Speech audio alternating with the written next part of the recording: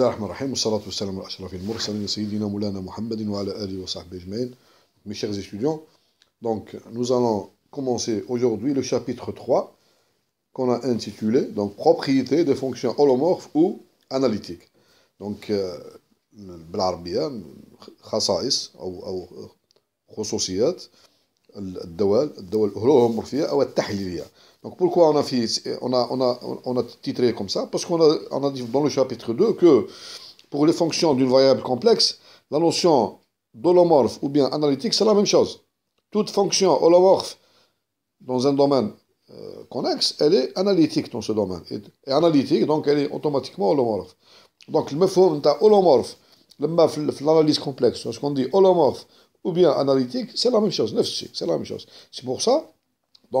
Donc le khasa'is al-kubra, les grandes propriétés des fonctions holomorphes, mais راح تجيبهم بالخصائص تاع les fonctions analytiques. نعاود الفكرة هذه انه الخصائص والميزات للدول الهولومورفية قبل الاشتقاق مرة او راح بما ان هولومورفية هي نفسها هي تحليلية كذلك، اذا الدول التحليلية لديها خصائص خارقة للعادة. اذا الخصائص تاع الدول الهولومورفية إذن سوف تكتسبها من خلال الدول التحليلية. هذا هو دونك الفكرة.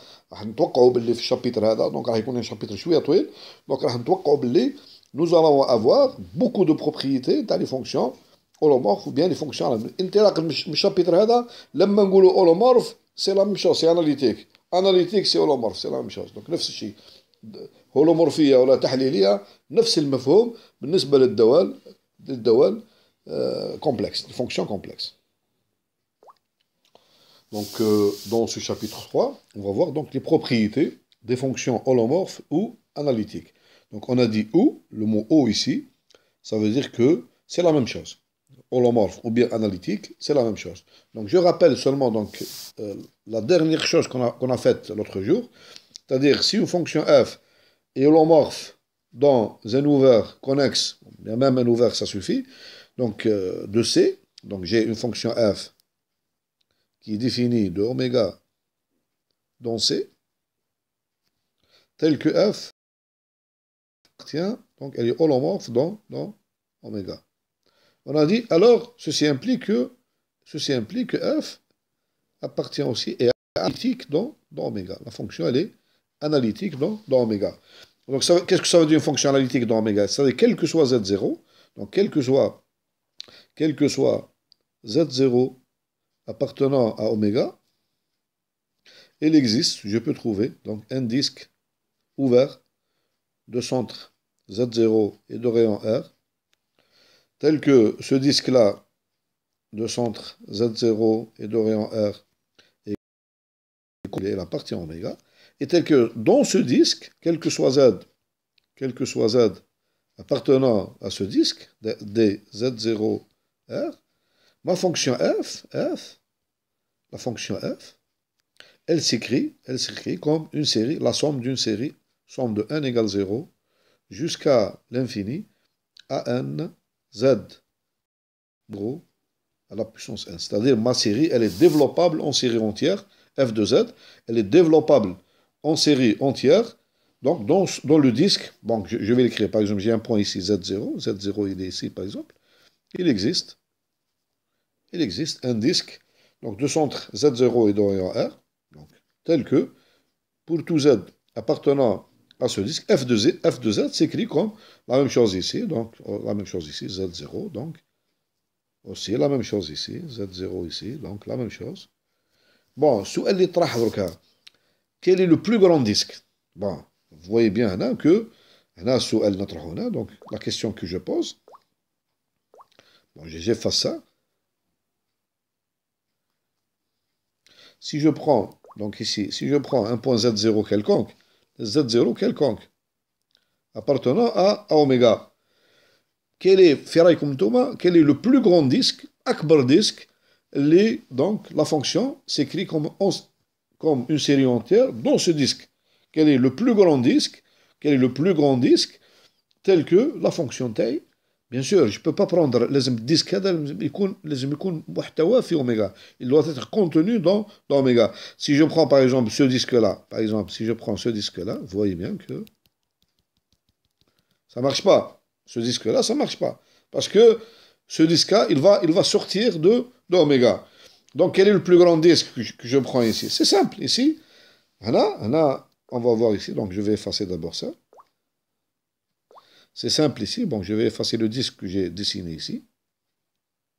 Voilà. Ah, pardon. Donc, c'est clair ici. Bon, je vais essayer de dessiner rapidement ici. Bon. Bon, je refais le schéma de tout à l'heure. Donc, ici, le plus grand disque, Akbar disque, dans le centre Z0. Donc, le plus grand disque de centre D Z0R, c'est quel disque? Là, il suffit, qu'est-ce que je fais? Là, il est le plus grand et est contenu dans. Donc, ici, je crée le plus grand. On choisit le plus grand disque. Je le prends ici fermé. Bien, j'écris le plus long disque, pardon, ouvert, le plus long disque D de centre Z0 et de rayon R, c'est-à-dire il faut choisir R ici, c'est le choix de R, tel que des barres, donc la fermeture des barres de centre Z0 et de rayon R, soit contenu dans oméga. Et bien sûr, là, et F de Z, quel que soit Z appartenant à D de centre Z0 et de rayon R, nous avons donc la fonction f de Z s'écrit f de Z est égal une série entière, somme de n égale 0 jusqu'à l'infini, à n z moins z0 à la puissance n. Voilà comme on résout le disque là. C'est très simple. Il faut prendre ici, donc, regardez bien, je prends la plus petite distance ici, entre le point z0 et oméga. Donc ici, je prends R à l'ananas, voilà. Maintenant, je vais définir R ici, R, on va l'écrire ici, R, est égal à l'inf, la plus petite la distance minimale, entre quoi? Module de, pour tous les Z appartenant à oméga, pardon, donc ici Z, j'écris ici Z, moins Z0. Avec Z ici appartenant à la frontière des rangs oméga. Voilà. Donc ici, je prends la plus petite distance entre le point Z0 et la frontière du domaine oméga. Ce nombre-là, il est strictement positif parce que le point Z0 il est à l'intérieur, c'est un point intérieur de oméga. Donc cette distance, elle est strictement donc positive. Donc vous avez, d'après la définition ici, vous avez, quel que soit Z, on a quel que soit Z appartenant à oméga, vous avez module de Z moins Z0, il est strictement supérieur à R. Si je prends un point quelconque ici, par exemple, Z quelconque ici appartenant, c'est pas oméga, c'est à la frontière ici, pardon, quel que soit Z appartenant à des rangs, la frontière de oméga. Vous avez module, je prends, on a effacé, donc une fois, pardon ici, donc ça a été effacé, donc je vais dessiner, donc oméga, il est par comme ça, voilà.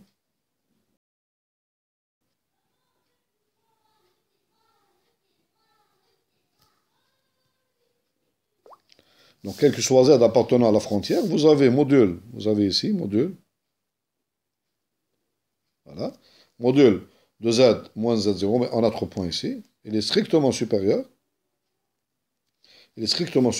à module ici, voilà, le point ici, donc ici, ce point-là, pardon, le point-là, je l'appelle par exemple alpha, il appartient à la frontière, donc ça c'est module de Z0 moins alpha est égal ici, donc l'inf de module de Z moins Z0 avec ici Z, Z appartenant à la frontière des rangs oméga. Voilà. Voilà, donc, comment je choisis? Donc, ça, vous avez le choix optimal. Ça, c'est un choix optimal. Dans cet ensemble-là, vous avez le plus grand disque. Le plus grand disque contenu dans oméga. Si vous prenez un autre disque, vous prenez R' ici, R' strictement supérieur à R, donc vous allez sortir de oméga. Alors, bien sûr, il y a d'autres disques. Je peux prendre d'autres disques. La même chose, j'obtiens un développement ici, mais le plus grand, c'est celui-là. Le plus grand, c'est celui-là. Voilà. Bon, on va donc, tout ce qu'on a fait, donc c'est une introduction. Donc, on va maintenant le théorème 1. Ce théorème, donc, on l'a fait avant déjà, mais donc on va le rappeler ici pour voir comment une fonction holomorphe est donc analytique. Donc, on va donner plus de détails. On va donner plus de détails. Comment une fonction holomorphe dans un ouvert, un ouvert connexe ou bien un ouvert, même un ouvert simplement ça suffit, donc devient une fonction analytique et en même temps analytique. Donc on a soit f, donc les hypothèses, soit donc f, une fonction d'un ouvert oméga dans C, tel que f donc appartient à H2, elle est holomorphe dans oméga. Donc, et soit je prends Z0, soit Z0 appartenant à oméga quelconque. Donc ici, n'importe quel point Z0 qui appartient à oméga quelconque. Donc, et je prends D bar, D, un disque de centre Z0, un disque de centre Z0 et de rayon R, tel que la fermeture ici, D bar de centre Z0 et de rayon R, soit inclus dans oméga, c'est-à-dire le disque et sa fermeture. On peut même aller très loin, donc je vous fais un schéma ici, vous avez ici oméga, ça c'est oméga. Je prends un point Z0 quelconque, et je prends un disque de centre Z0 et de rayon R, tel que, ça c'est D, Z0R, tel que le disque et sa fermeture. Donc le disque plus la fermeture, donc avec le cercle. Donc le disque et le cercle sont contenus dans oméga. Je peux aller jusqu'à, donc je vais aller dans un contexte optimal, akbar disque. Je peux prendre le plus grand disque de centre Z0 et de rayon R contenu dans oméga. Comment on fait? Donc je prends ici, qu'est-ce que je vais faire? Regardez. Je prends ici la distance, la plus petite distance entre le point Z0 et la frontière. Ça, terrain oméga. Là, C moins oméga. Ça, c'est C moins oméga. Je prends ici la distance, la plus petite distance entre la frontière de l'ensemble et le point Z0. Donc, là, j'obtiens ici, vous allez avoir ici, je peux aller jusqu'à là. Donc, le plus grand disque ouvert de centre Z0 et de rayon R contenu dans c'est celui-là. هذا اللي صورته en rose. نجم نوصل حتى الديسك هذا دي. Ce que je fais maintenant donc est valable aussi dans le plus grand disque de centre Z0 et de rayon R contenu dans oméga. هذا اللي صورته en rose. Il suffit, qu'est-ce que je fais? Je prends la distance ici, la distance minimale entre le point Z0 et la frontière. Vous allez avoir nécessairement le disque de centre Z0 de rayon ρ, c'est, je vais l'écrire ici, si ρ est égal l'inf d'un module de Z moins Z0 avec ici Z appartenant à des rangs oméga, la frontière, vous allez avoir donc ce disque-là, l'ensemble là, donc on peut raisonner avec le disque de centre Z0 et de rayon ρ. Donc le même raisonnement, le résultat que j'obtiens ici dans ce théorème, il est valable aussi pour le disque Z0 de rayon ρ. Voilà. Bon, pour simplifier, donc pour simplifier l'étude, on va prendre un disque quelconque de centre Z0 et de rayon R tel que sa fermeture, le disque et sa fermeture sont contenus dans oméga. Alors, qu'est-ce qu'on obtient? Alors, donc ceci étant, alors, quel que soit Z, appartenant à D Z0R, on a F de Z égale, donc est égal à, on obtient somme. Donc on a F de Z est égal à somme, une série, la somme d'une série entière, n égale 0 jusqu'à l'infini, à n, Z moins Z0 à la puissance n. Ou à n, donc il appartient à C, est donné par,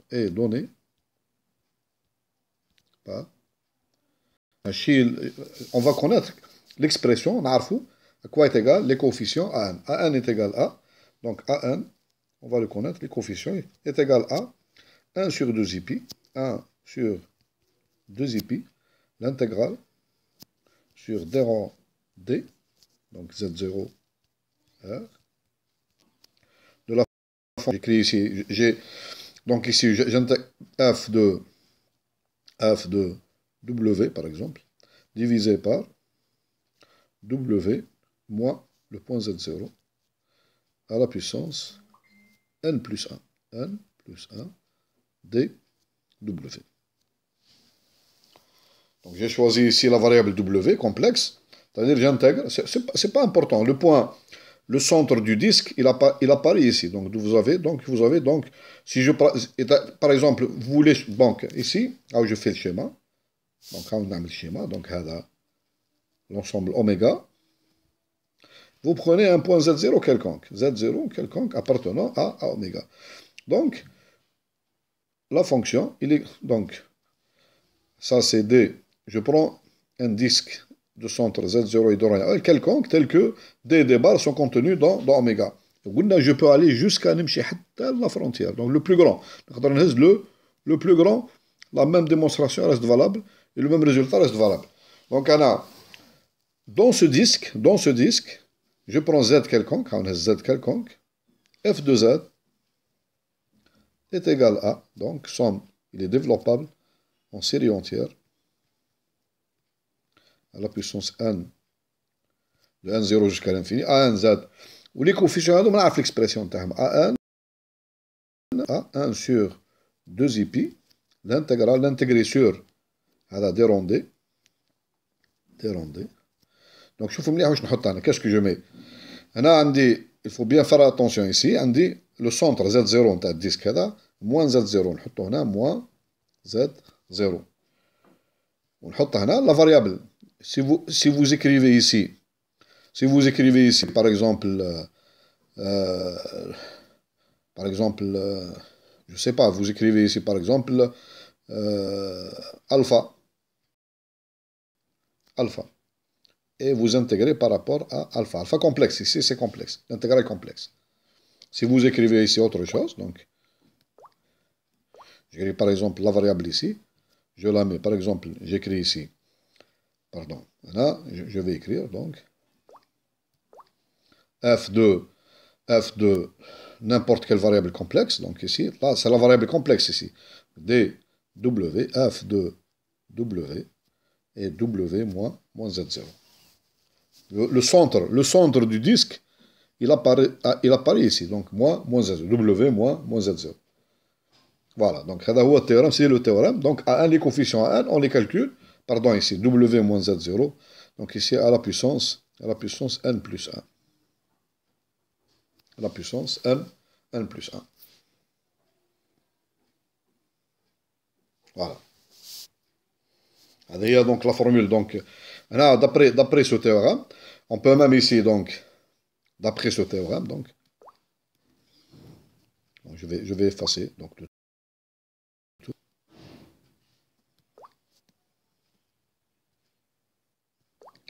bon, ici, dans cette formule, bon, et insan, donc, tout le monde peut donc se demander, donc, on peut se demander d'où vient cette puissance. C'est la puissance. On a W moins Z0 à la puissance, vous avez bien, à la puissance N moins 1.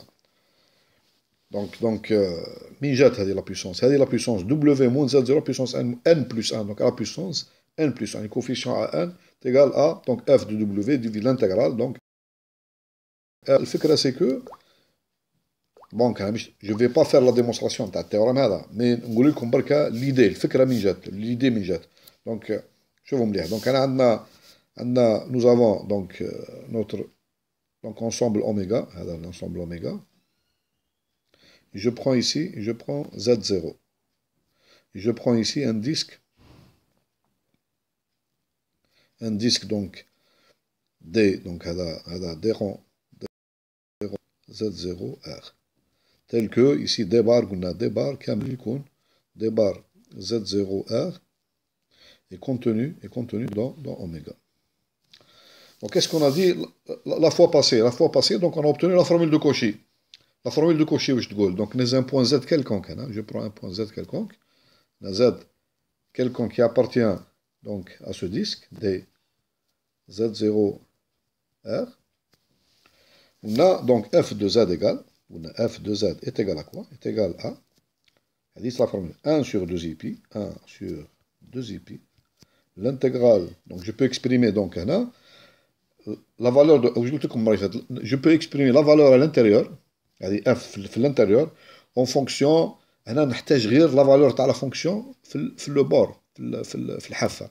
Donc c'est, هنا نكتبها F, donc هنا عندي F de W divisé par Z, pardon, W moins Z0, c'est tout, أنا ما عنديش à la puissance 15, je puissance dW. Donc je peux, j'intègre sur le bord D rond D, Z, R. وهذه la formule من جبناها. La formule هذه من جبناها. Donc هذه جاتنا à partir du théorème de Cauchy. Donc هنا باش نكتبوا مليح هنا. Donc هنا théorème, le théorème de Cauchy. باش نفهموا مليح pour bien comprendre. Donc le théorème de Cauchy, pardon. Donc هنا théorème de Cauchy. Le théorème de Cauchy, parce que pour avoir cette formule là, on a utilisé donc le théorème, la formule il nous a donné cette formule. Bon, هذه la base, la formule هذه la base, cette formule là, vous allez voir بلي بعد هذه la formule, elle va nous donner donc f de z est égal à somme jusqu'à l'infini an z moins z0 à la puissance n. Avec ici an est égal à la même chose. Donc 1 sur 2pi, l'intégrale sur d rond d, la même chose. On a f de w divisé par w moins z0 à la puissance n plus 1, dw. Bon, le passage, من هذه la formule هذه. Donc c'est pas difficile, mais لازم نحلوا التhéorème, on démontrera. C'est la démonstration de le théorème. Donc on va exprimer. Vous voyez bien que la fonction, elle est exprimée par une intégrale. La fonction, elle est donnée par fonction définie par une intégrale. La fonction t, elle est définie par quoi? Elle est définie par une intégrale.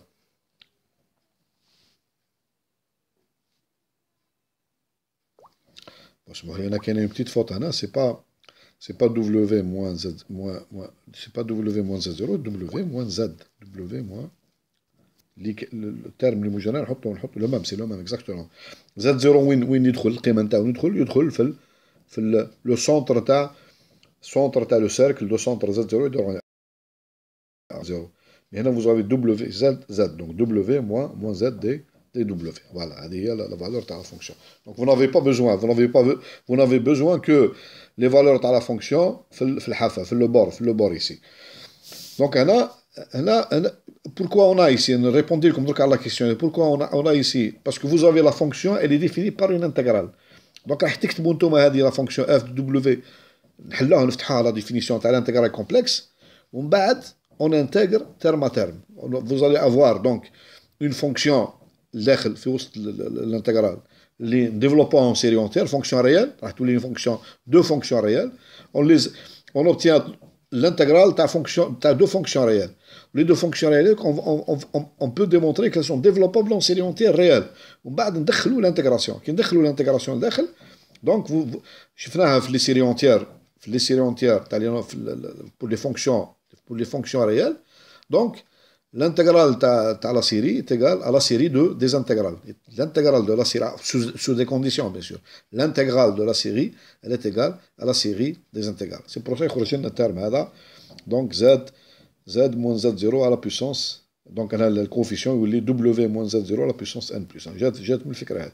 mais نعاودوا الفكره الاساسيه هو على قلت لكم التيوري دو كوشي. La théorie de Cauchy هي الاساس, c'est la base pour passer d'une fonction holomorphe à une fonction analytique. Voilà, parce que le théorème de Cauchy, il nous donne la formule de Cauchy, et la formule de Cauchy, c'est elle qui nous donne en série entière de la fonction. C'est elle qui nous donne le développement en série entière de la fonction f de z. C'est-à-dire, elle nous donne la démonstration ou l'outil pour démontrer qu'une fonction est analytique au point z0. Voilà, التكفيك فيه. Donc là, في المرحلة هذه, donc là, celui qui veut donc détailler encore plus, il suffit qu'il chauffe. Donc là, il peut voir donc, le passage là, la formule de Cauchy vers la série, comment on le fait. Donc, quelle est la démonstration? Donc, celui qui veut la démonstration, il peut donc me contacter et je lui donne. Donc, on va la faire une autre fois sous forme d'exercice. Donc, le passage là, on va le faire une autre fois, Inch'Allah, sous forme d'exercice. Comment on passe de la formule de Cauchy à la série entière, le passage. Comment on démontre ça? Comment on démontre ceci?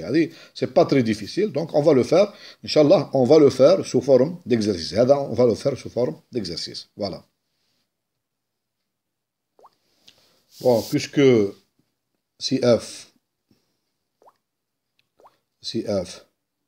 donc appartient à h d'oméga implique f donc est analytique d'oméga, c'est-à-dire j'implique que quel que soit z0 appartenant à oméga, il existe un disque ouvert de centre z0 et de rang r tel que ma fonction f de z, tel que quel que soit z appartenant à ce disque, à des z0r, ma fonction f s'écrit somme de n égale 0 jusqu'à l'infini d'une série entière an z moins z0 à la puissance n. إذا الدالة نتاعي كل دالة هولومورفية تتكتب على الشكل نتاع فيه بيان سور ها لونسومبل تاعنا هذا اوميغا نهز نيمبورت كيل بوان زد زيرو. دونك يوجد قرص بحيث في القرص هذا داخل القرص هذا في القرص هذا كامل. دونك اف دو زد كيل كو سوا زد ابارتونون ا سو ديسك اف دو زد تتكتب كوم اون سيري في القرص كامل هذا كامل. انا ان فيكس ان هنا كنكالكولي وقلنا ان هنا افيك ان نعرف حتى جو بو كالكولي. دونك ان ايغال ان قلنا ايت ايغال ان سور 2 pi l'intégrale des rondés هنا f de w divisé par هنا w moins z0 à la puissance n plus 1 dw. نقدر حتى نكالكولي les coefficients ولا سيري هذه على بالي on est sûr qu'elle est convergente au moins في لو ديسك دو سونتر z0 يديروا ار تقدر تكون كونفرجون بلوس. انا قلنا لا كونفرجونس تاعها تقدر توصل حتى لو بلو غران ديسك هنا نوصلوا حتى لا فرونتير. هنا عندنا لا كونفرجونس fait un plus grand disque, mais elle a un disque, la définition. Bon, qu'est-ce qui nous intéresse dans ce résultat? C'est-à-dire, les propriétés d'une fonction holomorphe sont les mêmes propriétés des fonctions analytiques. Donc, puisque c'est la même chose. Holomorphe, c'est analytique. Donc, pour étudier les propriétés, donc, on va l'écrire, pour étudier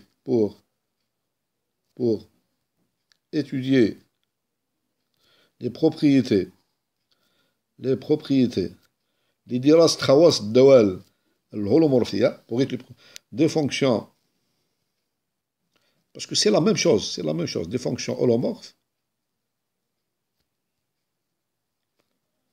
revient à étudier les propriétés, يرجع إلى دراسة خواص ولا خصائص, les propriétés des fonctions analytiques. Des fonctions analytiques. قلنا fonction analytique, qu'est-ce que ça veut dire? بعبارة بسيطة, fonction analytique, معناها fonction qu'on peut représenter par f de x, elle est représentable, هي ممثلة بسلسلة تامة. المجموع نتاعها f de z تساوي المجموع نتاع سلسلة تامة. Donc, puisque, alors on va écrire, puisque toute fonction analytique est localement, parce que في جوار تاع نقطة زيرو يوجد ديسك est localement représentable ممثلة par une série entière. Donc, il suffit, بما أن f de z تكتب كمجموعة تاع سلسلة تامة. Il suffit donc d'étudier les propriétés des fonctions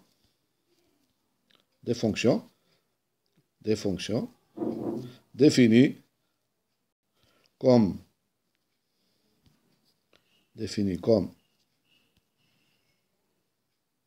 somme des séries entières. حندرسوا الدوال اللي يتكتبوا على الشكل f de x f de z égale somme an z moins z0 à la puissance 1 égale 0. ندرسوا ما هي الخصائص تاع الدوال اللي هما كمجموع نتاع la somme نتاع une série des séries entières.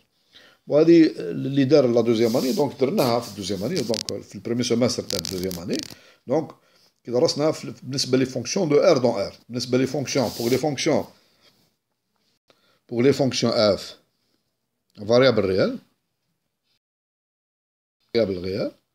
donc les fonctions هذوما f de x يتكتبوا على الشكل هذا somme نلخصها ان x ان, معليش ونجمو دونك انا voisinage de 0, mais je peux donc définir هذوما n égale 0 jusqu'à l'infini. إذا كان la fonction f de x تكتب comme la somme تاع série entière, donc هذه دونك عندنا ce qu'on appelle le rayon de convergence تاع la série, donc la rayon de convergence.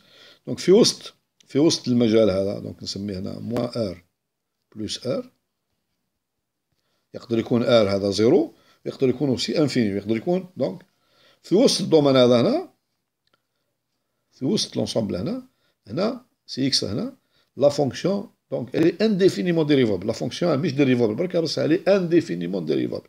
Et je peux même donc ici fn في البوان 0 عندي an هذا الكوفيسيون an est égal à fn في البوان 0 sur factoriel. Donc la fonction elle va coïncider ici, donc elle sera égale à avec ce qu'on appelle sa série de Taylor, fn au point 0 sur factoriel n x à la puissance 1. Alors, ce sont des résultats, donc ce sont des résultats pour des fonctions de R dans R. La même chose à peu près, donc la même chose pour, vous allez voir, pour les fonctions d'une variable complexe. À peu près, on obtient les mêmes résultats. Donc, au lieu de نتكلموا على intervalle, on va parler d'un disque. Donc, on a le point Z0. Et on va parler d'un disque de convergence. Le rayon de convergence, on va le calculer de la même façon, mais on va plutôt parler du disque de convergence. Donc, c'est pour ça, maintenant, donc le paragraphe 3.2, maintenant, on va parler des séries entières complexes. Des séries entières complexes. Bon, le paragraphe 3.2, on va le consacrer, donc, aux propriétés des séries entières complexes. Donc, définition 1. Donc, définition 1. Donc, on appelle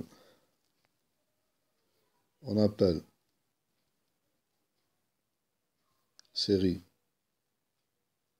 entière complexe une série de la forme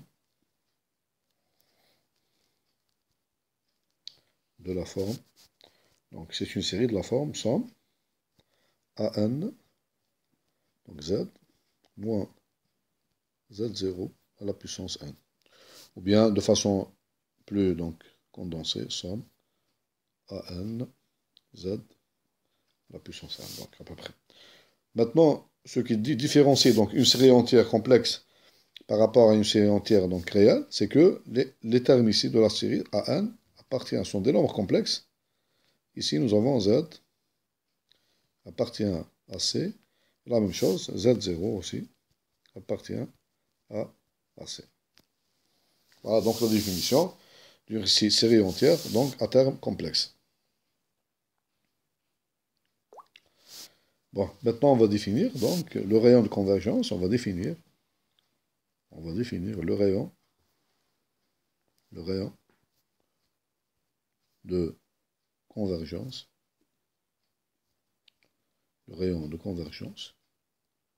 de la série entière somme AN Z moins Z0 à la puissance 1. Donc, soit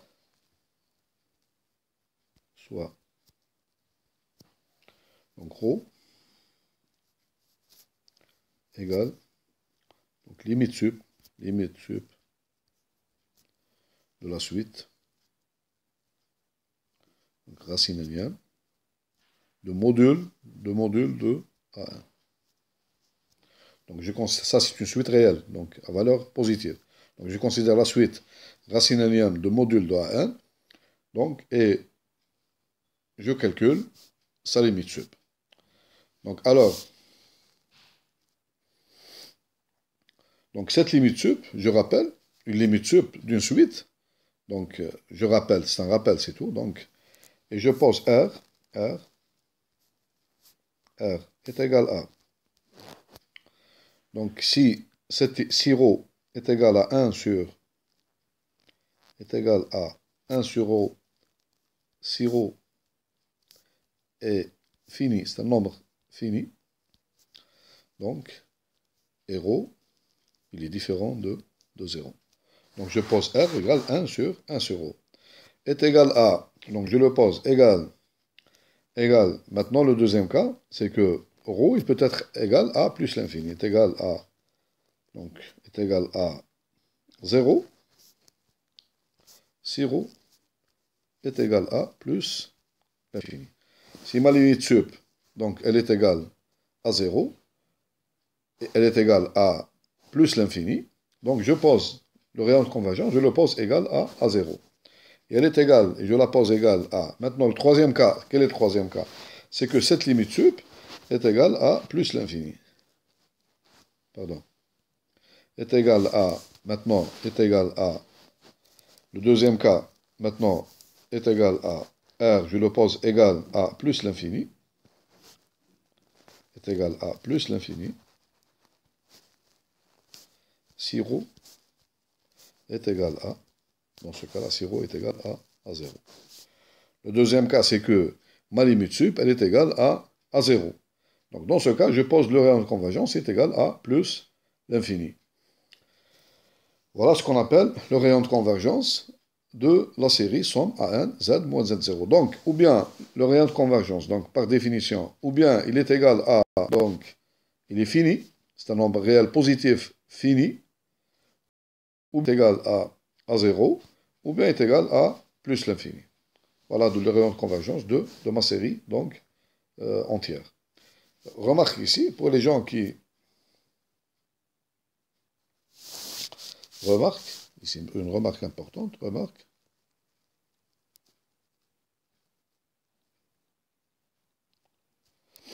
Pour les gens qui ont oublié la notion de limite sup, vous avez donc, on a les cas possibles maintenant. Nous avons la suite ici, c'est que nous avons la suite, racine énième, de module de A1. Ça, c'est une suite, donc, elle est égale à une suite UN, par exemple, je l'appelle là. Nous avons ici UN appartient, donc, sont des nombres réels à R plus, donc ici à R plus. Une suite à terme positif, donc ici, une suite à terme positif. Donc vous avez plusieurs cas. Donc nous avons une suite à terme positif dans R, il y a plusieurs cas. Comme pour toutes les suites, nous avons plusieurs cas. Donc je vais écrire ici tous les cas possibles. Maintenant, on va commencer par tous les cas possibles. Nous avons ici la suite. Nous avons ici la suite racine énième. Donc nous avons la suite racine énième de valeur absolue, module ici. C'est pas bien. Le premier cas, c'est que cette suite, le cas le plus simple, donc cette suite a une limite. Donc,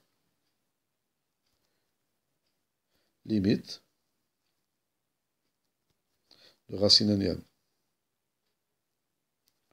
de UN, racine énième de UN, donc existe. Elle est égale, par exemple, elle est égale ici à L. Elle est égale à L. Dans ce cas-là, nous avons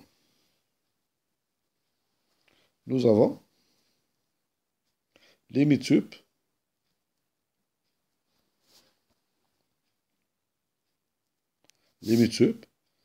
est égale à limite sup de la suite racine énième de module de A1 est égal à limite de racine énième de module de A1. Si une suite a une limite, alors sa limite sup, c'est la même chose que sa limite. Dans le cas où la suite racine énième de module de A1 admet une limite. Si elle a une limite, alors la limite sup, elle est égale à sa limite. Le deuxième cas, c'est que vous avez, deuxième cas,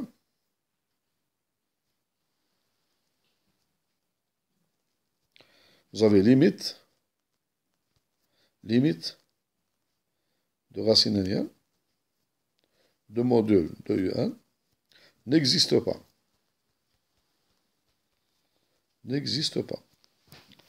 Là, on a deux cas. Donc, le premier cas, on va faire deux cas ici. Deux cas.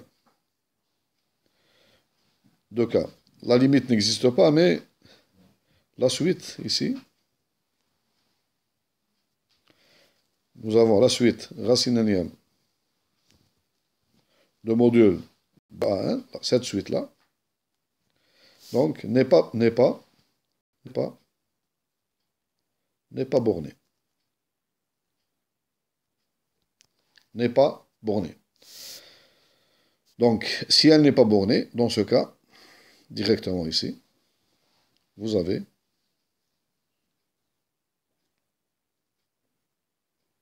limite sup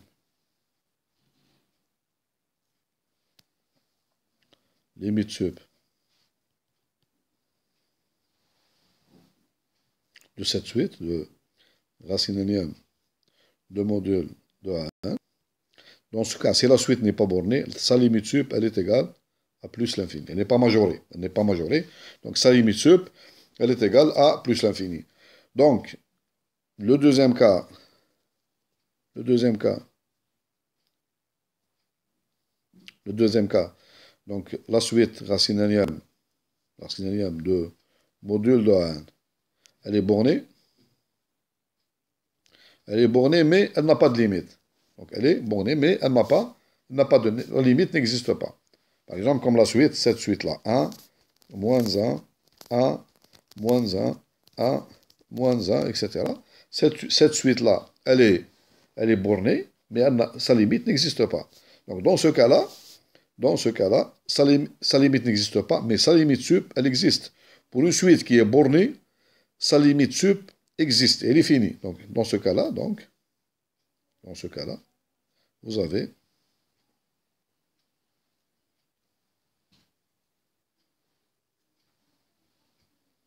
donc ici nous avons limite sup de la suite racine énième de module de N, donc existe, donc elle existe et elle est finie. Donc si une suite, je reprends donc tous les cas possibles. Si une suite est bornée, mais sa limite n'existe pas, sa limite sup, elle existe et elle est finie. Si maintenant ma suite n'est pas bornée, donc sa limite n'existe pas. Parce que si une suite est convergente, alors elle est bornée. Donc si elle n'est pas bornée, donc sa limite n'existe pas. Mais dans ce cas-là, sa limite sup, elle est égale à plus l'infini. Voilà donc tous les cas possibles qu'on peut avoir dans le calcul de racine énième de module de 1. Mais dans le calcul de rayon de convergence, si dans le cas particulier, si limite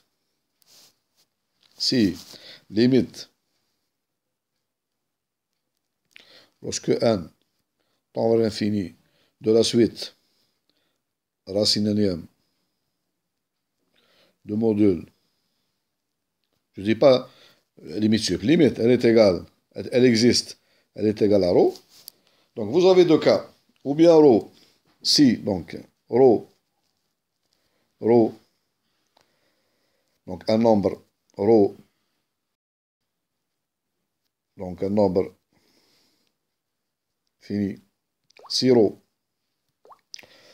ici est différent de 0, dans ce cas, le rayon de convergence est ρ. Si ρ est égal maintenant à 0, parce que vous avez une suite qui est donc à valeur positive. Donc, sa limite, si elle existe, elle appartient, donc ici, la limite, elle appartient à 0, pardon, peut-être nul. Elle appartient à l'intervalle, donc ici, 0 plus l'infini.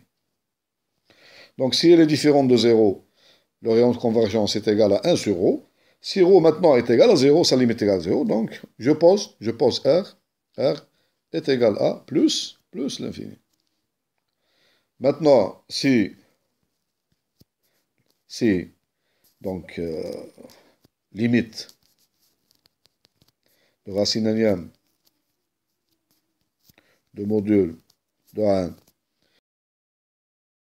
n'existe pas, vous avez ici, dans ce cas, vous avez deux cas aussi. Vous avez, donc, vous passez, si la limite n'existe pas, on passe à la limite sup. Alors, si limite sup,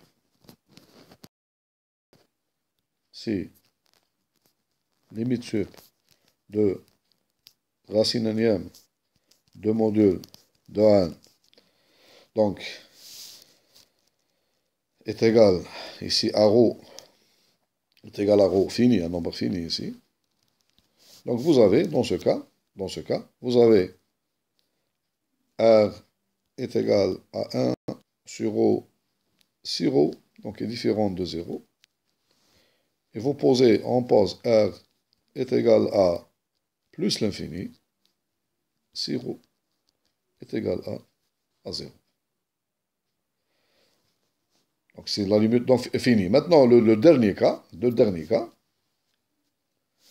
si limite sup, c'est possible ça aussi, limite sup de racine énième de module de n. Donc maintenant, il est égal à plus l'infini. Quand est-ce qu'on a ce cas-là? Je l'écris entre parenthèses. On a ce cas-là lorsque ceci est vrai. Quand كاين حالة واحدة اللي وضعية هذه تقع. Quand la suite donc la suite racine de module de A1 n'est pas majorée. Plus n'est pas majorée. La suite n'est pas majorée. Dans ce cas, vous avez limite sup de racine ici, module de A1, donc elle est égale à plus l'infini. Et dans ce cas, donc on va poser R, dans ce cas est égal à quoi? R est égal à donc 0. Le rayon de convergence est 0. Voilà tous les cas possibles, de calcul, tous les cas possibles de calcul du rayon de convergence d'une série entière. Donc conclusion, donc l'axo, conclusion.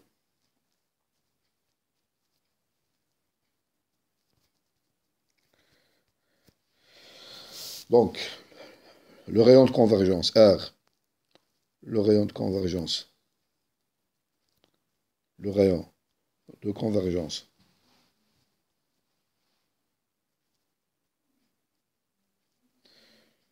la série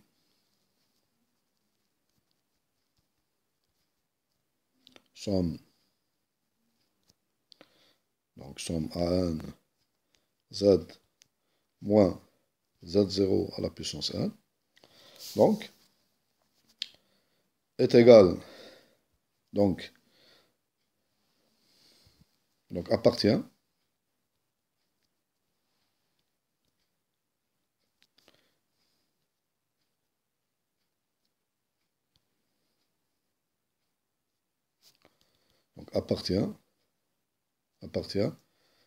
à l'intervalle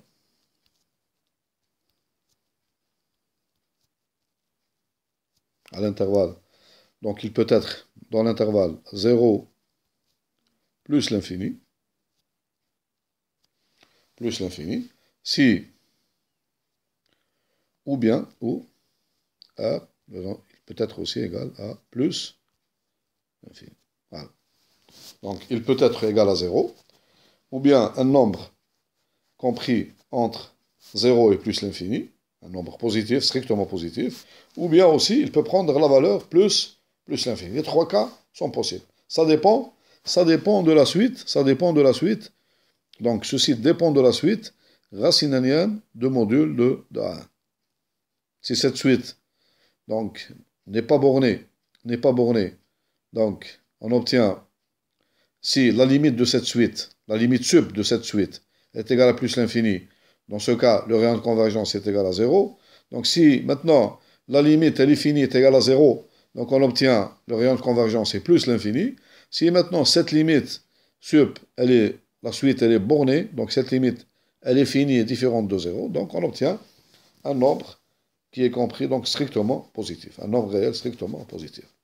Quel est donc, maintenant on va voir quel est le sens du rayon de convergence, vous voyez quelle est son utilité. Donc on ne va pas faire de démonstration, mais on va établir un théorème, donc directement. Donc quelle est l'utilité du rayon de convergence d'une série entière? Donc la série entière, la série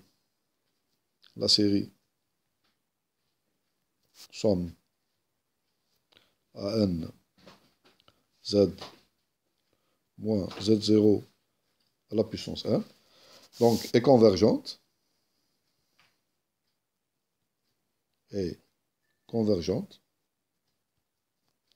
dans le disque,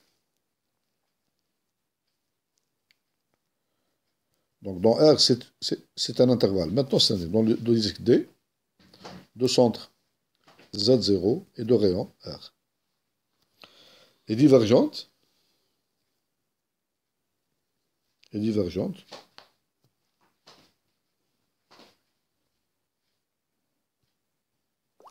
donc est divergente à l'extérieur, on est sûr, à l'extérieur du disque fermé, du disque du disque fermé débarre le centre Z0 et de rayon R. Donc ça, on est sûr. Donc on va, c'est-à-dire,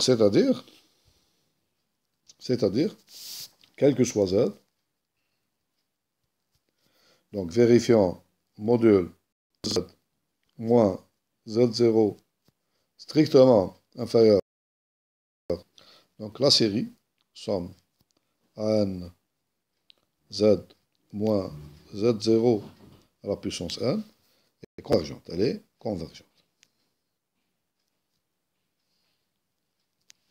Et quel que soit Z, vérifiant module de Z moins Z0 strictement supérieur à R, donc la série somme AN Z moins Z0 à la puissance N, donc elle est divergente. On est sûr que notre série, elle est divergente.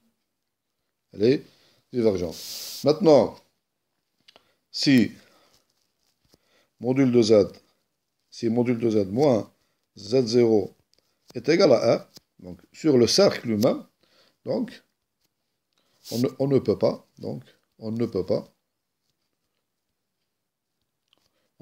conclure. On ne peut pas conclure. Donc, pour chaque série a ses particularités. Donc, elle peut être convergente et elle peut être aussi divergente. Donc, il faut une étude particulière. Mais on est sûr qu'à l'intérieur du disque ouvert, donc la série est convergente. À l'extérieur du disque fermé, elle est divergente. Donc, sur le cercle lui-même, on ne peut pas conclure. En plus, maintenant, si je prends maintenant R1 strictement inférieur à R, la série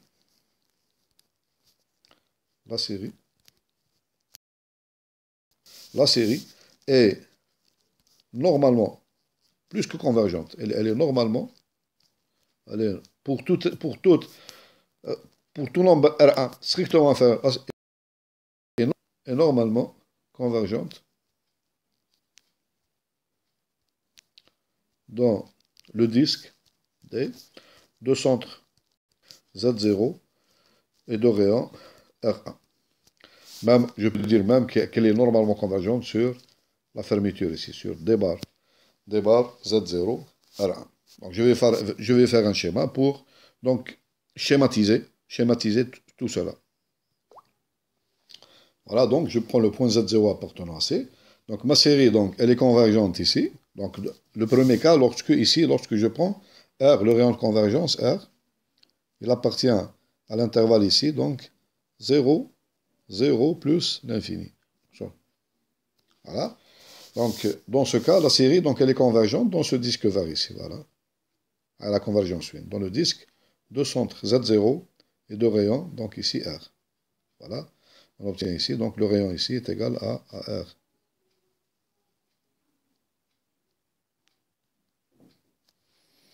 Et elle est divergente, donc je vais dessiner là où la fonction est divergente, donc elle est divergente partout ici. Donc je vais la schématiser, donc là, donc, divergente.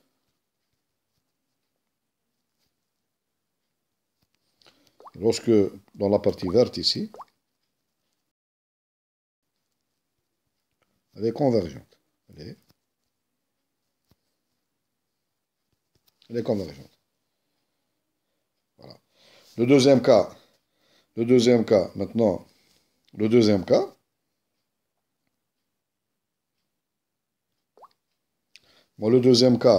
R est égal à 0, le rayon convergent est égal à 0.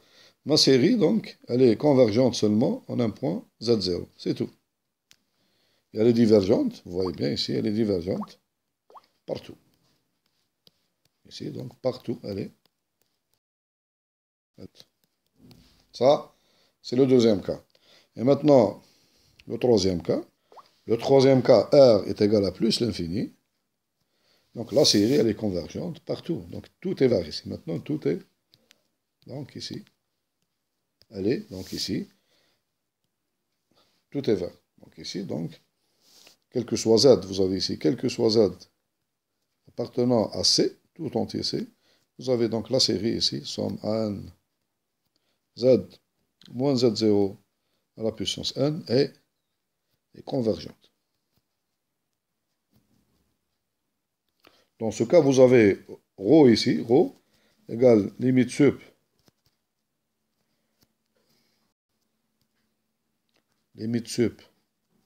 de racine anienne de module de A1 est égal à, dans ce cas, est égal à 0. Vous avez donc, il est égal à, limite sup est égal à 0. Donc R égale 1 sur ρ, vous allez avoir plus l'infini. Donc la suite, elle est convergente dans tout le domaine complexe. Dans tout le domaine complexe, donc ma série, elle est convergente. Et le dernier cas qu'on va voir, dans le dernier cas, donc la dernière remarque, c'est que ma série, donc j'ai ici donc le point Z0, et ça c'est le rayon R. Maintenant, si je prends R1 strictement inférieur à R, donc la série, elle sera donc plus que convergente. Donc, dans cet ensemble-là, voilà, quel que soit R1, donc R1, dans n'importe quel disque donc de centre R1, tel que, et de rayon, de centre Z0 et de rayon tel que R1 est strictement inférieur à R. Donc vous avez, donc ici, nous avons, dans cet ensemble-là, même dans la fermeture, donc ma série, nous avons somme AN Z moins Z0. Donc elle est normalement convergente, plus que convergente. Normalement convergente. C'est-à-dire elle a des propriétés, donc plus que la convergence. Voilà.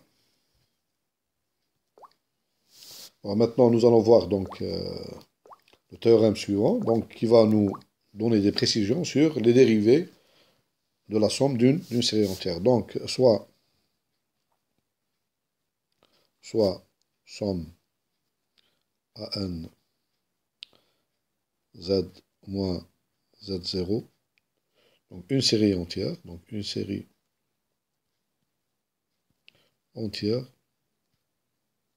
complexe, de rayons de convergence, de rayons de convergence,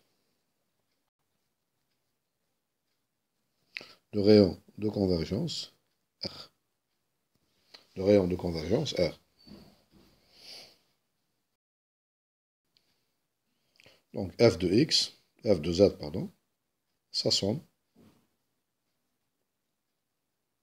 dans le disque de centre Z0 et de rayon R. C'est-à-dire, nous avons f de z, c'est la somme de la série, somme de n égale 0 jusqu'à l'infini, à n z0 à la puissance n. Voilà. Pour z ici, pour z, on a cette représentation dans le disque de centre Z0 et de rayon R. Bon, alors, la fonction f, la somme ici f, est la somme d'une série entière est indéfiniment dérivable, indéfiniment, c'est-à-dire elle admet des dérivés de tout infiniment dérivables sur l'ensemble Z0R et donc la dérivée d'ordre n point z s'obtient, comme on obtient la dérivée d'ordre n de la fonction f, s'obtient en dérivant, c'est simple, on prend la série Ali et on dérive terme à terme les éléments donc de la série somme à n z, en dérivant terme à terme, en dérivant jusqu'à l'ordre n, jusqu'à l'ordre n, les termes de la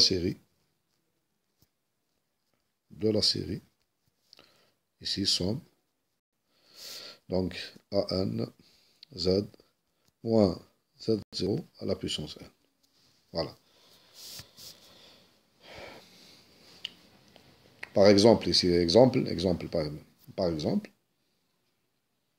si j'ai f de z, par exemple, f de z, par exemple, f de z est égal à A0 plus, je vais l'écrire comme ça, A1 Z moins Z0 plus, etc., plus le terme général ici, AN Z moins Z0 à la puissance n plus, etc. Bon, la dérivée d'ordre 1, f', donc, la fonction est dérivable dans D, et sa dérivée est égale à quoi? Donc, je dérive terme à terme sous ces éléments-là. Donc, j'obtiens ici A0, donc j'obtiens A1 plus A2 Z moins Z0 plus A3 Z moins Z0 au carré, plus, etc. Ici, plus, le terme général ici. Donc, AN, pardon, plus AN, plus AN, Z, moins Z0 à la puissance ici, N moins 1, plus, etc. Donc, cette série, donc la série, cette série-là, donc, que j'écris ici, donc c'est AN multiplié Z moins Z0 à la puissance N moins 1, cette série-là. Donc ici, du terme, je commence par le terme n égale 1 jusqu'à l'infini. Cette série-là, elle a le même rayon de convergence, son rayon de convergence, c'est aussi R. C'est le même rayon de convergence que la série somme à n z moins z0 à la puissance n.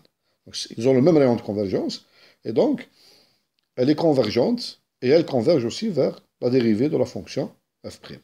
La même chose, donc, je prends maintenant la fonction, j'appelle g de z, g de z est égal à f'. Donc la même chose, donc la dérivée, donc la fonction g, elle est aussi dérivable, c'est-à-dire j'obtiens f seconde, et sa dérivée, donc je l'obtiens maintenant, je prends cette série maintenant, je prends la série, donc A1 plus A2 Z moins Z0, donc plus, etc., plus, le troisième terme, plus A3 Z moins Z0 au carré, plus, etc. Donc la fonction g' de z donc, est égale à f seconde, la dérivée seconde, elle sera égale, donc, ici, est égale à A2 plus A3 Z moins Z0 plus A4 Z moins Z0 au carré, plus, etc. Voilà. Donc, cette série-là, donc, c'est la somme de la dérivée, f seconde, etc. Et je continue comme ça. Elle est indéfiniment dérivable. Voilà comment j'obtiens donc les dérivées successives de la somme d'une série entière. Voilà. Ce résultat, je l'obtiens d'où? C'est simple. Ce sont les propriétés des séries entières. Les propriétés des séries entières. Parce que nous avons une suite de fonctions qui sont dérivables, etc. J'ai la convergence normale, la convergence uniforme, etc. Donc j'obtiens. Donc on ne peut pas donc étaler ici toutes les propriétés des séries entières. Donc c'est pas le but d'un analyse complexe. Mais pour avoir, donc, comment on démontre tout cela, il faut revenir, c'est la même chose, à peu près, ce sont les mêmes techniques, il faut revenir, donc, au cours des séries entières, bien, des séries de fonctions dans l'analyse complexe. Si vous avez une suite ou bien une série de fonctions, comment on démontre que la somme, elle est dérivable. Donc, lorsque la somme est dérivable, à quoi est égal f', etc., etc. Donc, on obtient tous ces résultats dans le cours sur les séries numériques et les séries de fonctions et les séries entières. Donc ce sont les mêmes techniques de démonstration. L'essentiel, c'est que on a, qu'est-ce qu'on a dit? On a dit que dans le domaine bien dans le disque dans le disque de convergence ici, dans le disque convergence, la fonction, la série, la somme, la série, elle est convergente. Et dans tout disque contenu, elle est normalement convergente. Donc vous avez tous les résultats possibles, les propriétés que les la convergence normale, c'est plus, akthar, c'est plus que la convergence uniforme. Donc vous avez toutes les propriétés, possibles. Donc vous avez, donc tout va bien. Donc si vous avez la convergence normale, donc tout va bien. Bon, le dernier théorème, c'est une conséquence. Donc si une fonction f définie d'un ouvert oméga dans C est holomorphe dans oméga, alors on a dit f, on l'a démontré ça, f, on l'a signalé, f est analytique dans oméga, et par la suite, et par conséquent,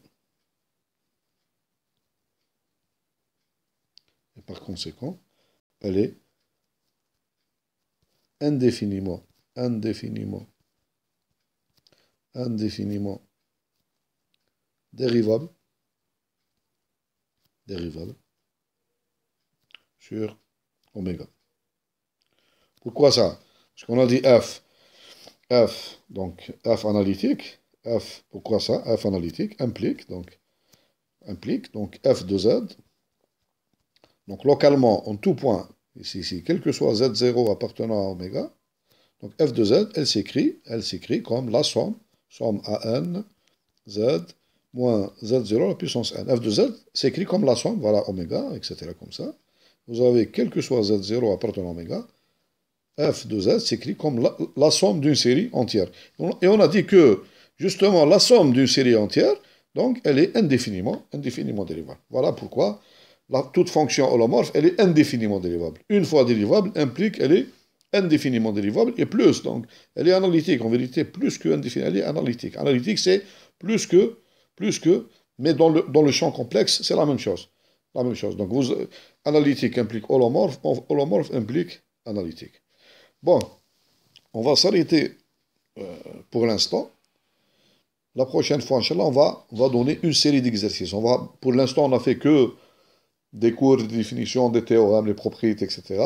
À partir donc de la leçon prochaine, donc on va faire beaucoup d'exercices. Qu'est-ce qu'il nous reste? Il nous reste beaucoup de propriétés des fonctions holomorphes bien analytiques. Donc théorème du maximum, théorème, donc il y a beaucoup de choses, le prolongement analytique, les zéros isolés, donc beaucoup de choses concernant les fonctions holomorphes. Mais on va faire une pause dans le cours. La prochaine fois, donc, on va donner beaucoup d'exercices sur ces thèmes-là, et après, on va continuer dans les propriétés des fonctions holomorphes bien analytiques. Voilà.